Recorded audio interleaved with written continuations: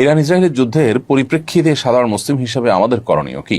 এবং কোরআন কারীমে আল্লাহ বলেছেন, লা তাজিদান্না আশাদ্দান নাসি আদাওয়াতান লিল্লাযিনা আমানুল ইয়াহুদ, ঈমানদারদের সবচেয়ে বেশি কঠোর শত্রুতা করতে দেখবেন ইহুদিদেরকে, হে রাসূল, এবং এরপরে যারা মুশরিক তাদেরকে। আজও আমরা দেখছি যে আমাদের পার্শ্ববর্তী দেশের মুশরিক দেশ এবং এই ইহুদি দেশ, উভয় দেশ পৃথিবীর যে কোনো প্রান্তে মুসলমানদের বিরুদ্ধে তারা ঐক্যবদ্ধ এবং সবচেয়ে বেশি সোচ্চার। তো এই জন্য যারা আমাদের আহলে কেবলা নয়, সেই ইহুদিদেরকে এক সাইডে রাখলে অবশ্যই শিয়ারা, যারা আমাদের কেবলাকে কেবলা মানেন, যাদের সাথে আমাদের অনেক দিক থেকে মিল আছে, তারা আমাদের সন্দেহাতীতভাবে আমাদের বহু কাছাকাছি, সেই জায়গা থেকে তাদের প্রতি আমাদের সিম্প্যাথি, তাদের প্রতি আমাদের সমর্থন থাকার কথা সূরা রুমের মূলনীতির আলোকে।